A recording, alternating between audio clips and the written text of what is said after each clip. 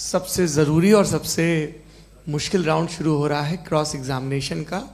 अब इन विद्वानों की सज्जनता की एक परख भी होगी और वक्त हमने 16 मिनट का तय किया है। पहला सवाल आप पूछना चाहेंगे? जी बिल्कुल। पहले बोले भी आप माइक ले लीजिएगा हाथ में, ये नीचे से ऑन जी। मैं बोलता हूँ, ये डायस हटा सकते हैं क्या हम थोड़ा क्विकली?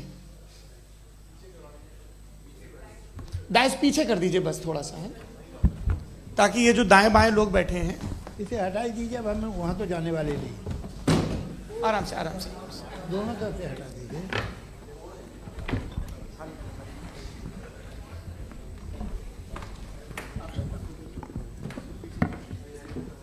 इस बीच आप लोग भी अपने अपने सवाल तैयार कर लें। ये ध्यान रखेंगे कि मैं यहाँ से सवाल लूँगा, आप लोगों को अपना हाथ ऊपर करना है, अपना नाम बताना है और अधिकतम 3 वाक्यों में अपना सवाल पूरा करना है। कई लोग सवाल की जगह भाषण देने लगते हैं, उससे आज बचना है जी। मुफ्ती साहब, पहला सवाल आपका, 16 मिनट हैं, हम दोनों लोगों के सवाल लेंगे जी। जी बहुत शुक्रिया। आपकी जो अभी बात हुई बहुत अहम थी, मैं इसको चाहूँगा कि आगे डिस्कस करूँ, लेकिन चूँकि अभी ये वो सेगमेंट है क्रॉस एग्जामिनेशन, तो सबसे पहला सवाल आपसे ये है कि जो मैं इतनी देर से कॉन्टिंजेंसी आर्ग्यूमेंट आपको बता रहा था, ये अकल से ही बता रहा था हजरत, आप ये बताएं कि आप इन्फिनिट रिग्रेस ऑफ कॉजेस को पॉसिबल मानते हैं या नेसेसरी बीइंग के एग्जिस्टेंस को सही समझते हैं? चूंकि 2 ही ऑप्शन हो सकता है, आप ये बताएं। देखिए, आपको मैं ईमानदारी से बात करूं, एक तो मैं कॉन्टिजेंसी वर्ड ठीक से समझता नहीं, और इस वक्त भी जो आपने अंग्रेजी के अल्फाज इस्तेमाल किए वो ज़रा थोड़े से मुझे डिफ़िकल्ट और कॉम्प्लिकेटेड लगे, तो आप ज़रा सिंपल ज़बान में सवाल कर सकते हैं? बिल्कुल कर सकता हूँ जी। यूनिवर्स की हर चीज कॉन्टिंजेंट होने का मतलब यह है कि वो अपने एग्जिस्टेंस में किसी के ऊपर डिपेंडेंट है। जो भी चीज डिपेंडेंट होगी वो चीज इंडिपेंडेंट नहीं हो सकती, तो उसका कोई ना कोई कॉज होगा। तो अब आप क्या समझते हैं कि ये इन्फिनिट रिग्रेस है, यानी कॉज पर कॉज, कॉज पर कॉज, कॉज पर कॉज, और कभी कोई यानी ये एंडलेसली चलता रहा? क्योंकि अगर ऐसा होगा तो हम तो एग्जिस्टेंस में आते ही नहीं। लॉजिकली ये मुत्तफक अलैह चीज है, मुत्तफक अलैह, अग्रीड अपॉन। ओके, इस पे हमने एग्री किया था कि मुश्किल शब्द आएगा तो अर्थ बताना पड़ेगा। तो इन्फिनिट रिग्रेस तो पॉसिबल नहीं है, तो कहीं ना कहीं आपको रुकना पड़ेगा ऐसे नेसेसरी बीइंग पर। नहीं, कोई ज़रूरत नहीं रुकने की। किसने कहा आप रुकना पड़ेगा? आप रुकते हैं खुदा पे, आप नहीं रुकते। आप कहते हैं वो हमेशा से, जब उस वक्त से है जब वक्त नहीं था। आप कहाँ रुकते हैं कि अब हुआ था वो? आप नहीं कहते। हम क्यों नहीं मान सकते कि यूनिवर्स जो है और बल्कि मल्टीवर्सेस जो है वो हमेशा से हैं, वो बनती है, बिगड़ती है। एक हमारे यहाँ एक चीज़ है ब्लैक होल, वो समेट लेता है वापस, फिर ब्लास्ट होता है, फिर फैल जाता है, और इसमें हमारी तो खैर कोई औकात ही नहीं है। इंसान की एक छोटे से ज़र्रे पे हम 50-60 साल की उम्र रखते हैं, जो करोड़ों अरबों साल की कायनात है उसमें, और पैदा भी नहायत ही बेहुदा वजह से हुए थे। तो इसमें ये सोचना कि इसकी वजूहात और ये क्यों है, ये डिपेंडेंट है, ये हम देख रहे हैं, क्या मालूम। आप सोचिए कि ये जो फैल रही है कायनात, ये कहाँ फैल रही है, ये कहाँ जा रही है, और ये फैल क्यों रही है? अरे बना ली थी तुमने, रुको भैया, हाँ काफ़ी है। ये फैल क्यों रही है? ये और कौन सी कायनात जिसे मैं दूरबीन से देखता हूँ तो 2 बिलियन लाइट ईयर पे है, उससे मेरा कोई वास्ता ही नहीं है। 2 बिलियन ईयर यानी अगर मैं 80,000 माइल्स पर सेकेंड से चलूं तो 20 करोड़ साल में वहां पहुंच जाऊंगा। इसकी जरूरत क्या थी? ये दुनिया, ये कायनात तो इंसान अशरफुल मखलूकात के लिए बनाई गई ना। तो ये सब ये टर्म समझ में नहीं आया, इसमें कोई खास समझने वाली बात थी भी नहीं। ये जो अल्टीमेट कहा यह जाता है कि ये जो पूरी यूनिवर्स है, ये जो दुनिया है, ये इंसान के लिए बनाई गई। अच्छा, ये सब इंसान के लिए। क्यों साहब, सही है ना? बिल्कुल, लेकिन इसका ये मतलब नहीं कि किसी चीज के पीछे रीजन आपको नहीं पता तो रीजन नहीं है। इसे कहते हैं नहीं, मुझे नहीं पता, लेकिन मेरी जिम्मेदारी नहीं है। वो बिल्कुल सही कहा था उसने, बर्टन रसल ने। आपने उसे मजाक में टाल दिया कि भाई आप एक दावा कर रहे हैं, मैं क्यों कहूं कि ये गलत है दावा? आप प्रूफ कीजिए, मेरे पे जिम्मेदारी ही नहीं है, मैंने थोड़ी कहा है। आप प्रूफ कीजिए कि ये सही है। आप आर्ग्यूमेंट ऑफ जी, कंटिजेंसी आप का जवाब कोई ही नहीं दे सवाल रहे हैं। पूछना चाहेंगे? है? आप सवाल पूछना चाहेंगे मुफ्ती साहब से?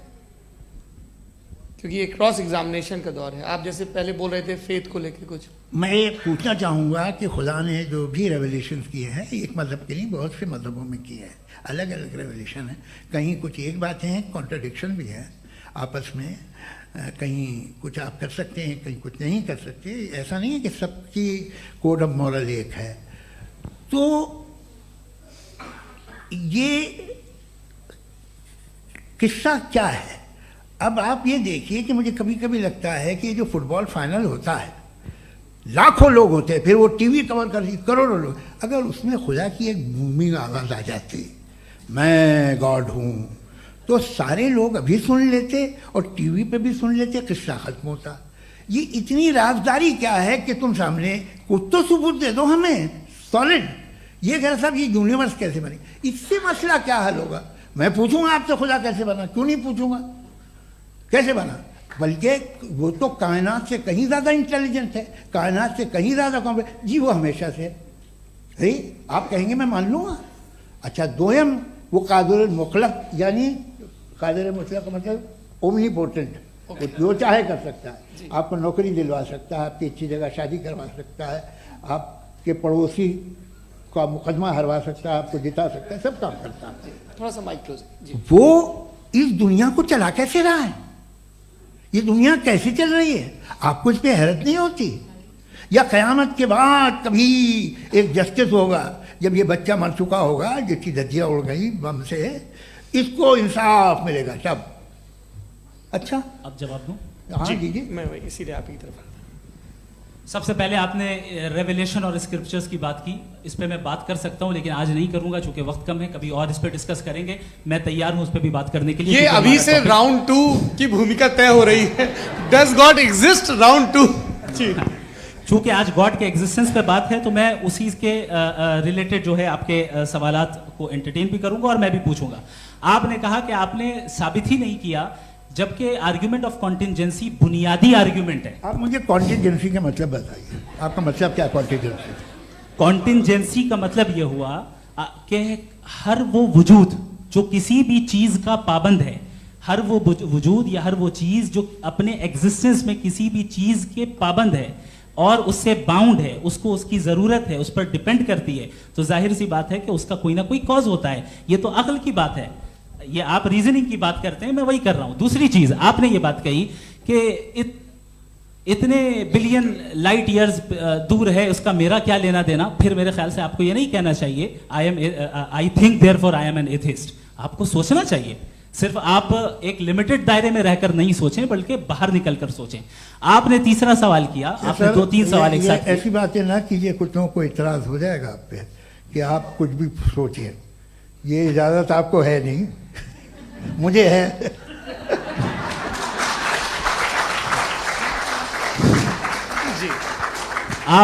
आपने प्रॉब्लम ऑफ इविल के ताल्लुक से सवाल किया और बार बार आप एक लफ्ज रिपीट कर रहे हैं कि ओमनीपोटेंट गॉड है, ऑल पावरफुल गॉड है।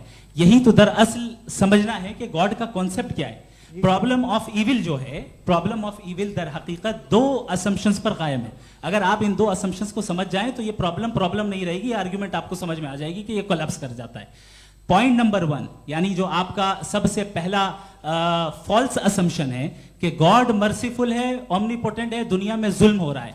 लेकिन आपको यह समझना चाहिए कि हमारे वर्ल्ड व्यू के मुताबिक गॉड सिर्फ ओमनीपोटेंट और सिर्फ मर्सीफुल नहीं है, बल्कि वो ऑल वाइज भी है और वो ऑल नोइंग भी है। उसके हर काम के पीछे हिकमत और विजडम है। ये कोई जरूरी नहीं है कि वो हिकमत और विजडम आपको समझ में आए या मुझे समझ में आए। अगर आप जो समझ रहे हैं उसके मुताबिक आप फैसला कर रहे हैं, ये लिमिटेड पर्सपेक्टिव से आर्ग्यूमेंट है। और इस चीज को हम अपनी दुनिया में, अपने लाइफ में, डेली लाइफ में इस प्रिंसिपल को एक्सेप्ट करते हैं। हम जब किसी डॉक्टर के पास जाते हैं, डॉक्टर के पास जाकर वो अगर उसने हमें कोई दवाई दी है तो हम ये तो नहीं कहते कि जब तक आपके पास जितना नॉलेज और जितना विजडम नहीं है, आपने क्यों ये दवाई दी है, तब तक हम इस चीज को एक्सेप्ट नहीं करेंगे।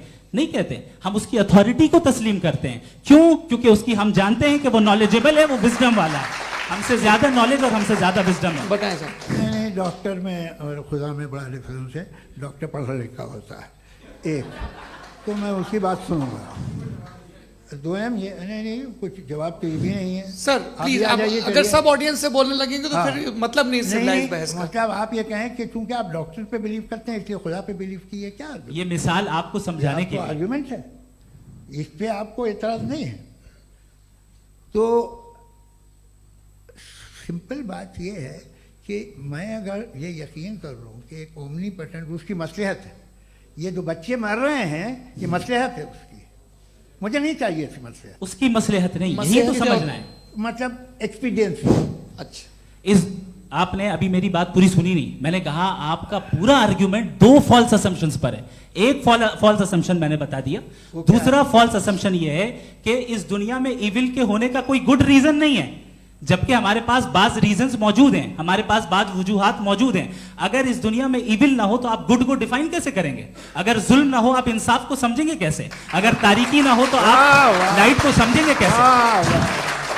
बहुत अच्छे। अभी और सुन लें, अभी और बाकी है। ये तो बात बहुत पसंद आई साहब मुझे कि जब तक रेप ना हो तब तक औरतों की इज्जत का ख्याल आपने मेरा जवाब पूरा सुना ही नहीं। जब तक के बच्चों का कत्ल ना किया जाए तब तक आपको बच्चों की मासूमियत की इज्जत। आपने पूरा जवाब सुना ही नहीं। क्या बात है, क्या आपने नुक्ता निकाला हुआ? आपने पूरा जवाब सुना ही नहीं। आप सुन लें, मेरी बात सुन लें। ये मैंने आपको एक चीज बताई। दूसरी चीज, इस दुनिया में हम आए हैं टेस्ट के लिए, हमारा टेस्ट हो रहा है और हर इंसान का अलग अलग अंदाज में टेस्ट होता है। और इस दुनिया में अगर इविल मौजूद है तो वो इविल जरिया है हमारे अंदर ह्यूमन नोबल क्वालिटीज को डेवलप करने का और अलग अलग फील्ड में प्रोग्रेस करने का। और अगर हमारे अंदर और इस दुनिया में इविल नहीं होता तो बताइए टेस्ट का मतलब क्या होता? अगर मैं अपने स्टूडेंट को एमसीक्यूज दूं और उसमें सिर्फ राइट आंसर लिख कर दे दूं और कहूं तुम्हारा टेस्ट हो गया, ये मीनिंगलेस है। इस दुनिया में अगर हम टेस्ट के लिए आए हैं तो जाहिर है गुड एंड इविल दोनों मौजूद है। तो अगर गुड एंड इविल दोनों मौजूद है तो ये इविल भी खुदा का बनाया हुआ है। जी हाँ, खुदा का बनाया हुआ है। लेकिन अच्छा चलो अच्छी बात। जी बिल्कुल, तो बिल्कुल खुदा ने बनाया। अभी तो ये है कि जो मेजॉरिटी है दुनिया में वो इविल है, तो ये खुदा एक्चुअली इविल के साइड पे लग रहा है मुझे। बिल्कुल भी नहीं, मैं बताता हूं। मेजॉरिटी में तो वो है। क्या बात कर रहे हैं भाई आप?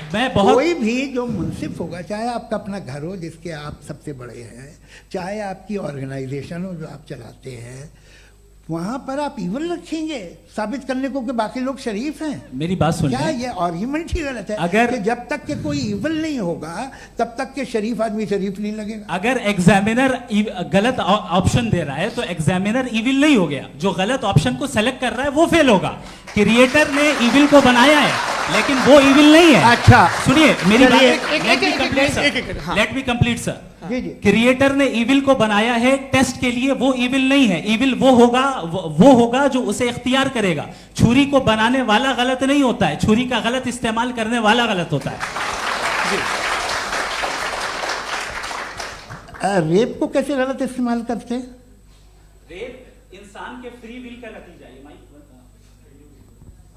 ये रेप कैसे गलत इस्तेमाल होता है? ये मुझे अब सुन लें, अब सुन लें। गलत इस्तेमाल होता है। हाँ मैं बता रहा हूँ ना, कैसे गलत मैं बता रहा हूँ कि जो इविल इस दुनिया में मौजूद है उसके कई सारे तरीके हैं। एक तरीका इंसान का अपना फ्री विल है। अब अगर कोई रेपिस्ट रेप कर रहा है तो इसका गॉड का कसूर नहीं है, वो अपने फ्री विल का गलत इस्तेमाल कर रहा है, उसको सजा मिलनी चाहिए। अच्छा। और उसी के लिए जहन्नम बनाई गई है। ये फ्री विल का भी बड़ा चक्कर। आप जब कोई बुरा काम करते हैं या कोई बुराई होती है तो ये कहा जाता है कि ये फ्री विल है। 7 billion free wills are moving on this planet. 7 billion free will. और एक आदमी अपनी फ्री विल से मुझे कत्ल कर दे तो मैं खुदा की मर्जी से मरा हूं कि इसकी फ्री विल की वजह से? मेरी मौत खुदा के हाथ है या ये फ्री विल वाले के हाथ है? खुदा ने फ्री विल का निजाम बनाया है और उस निजाम का गलत इस्तेमाल करके कोई आपको मार रहा है, इस्तेमाल करके मेरा कत्ल कर देता है। अब मेरी मौत का जिम्मेदार कौन है? वो इंसान जिम्मेदार है। वो इंसान। जी। तो ये कहना कि और उसको सजा मिलेगी।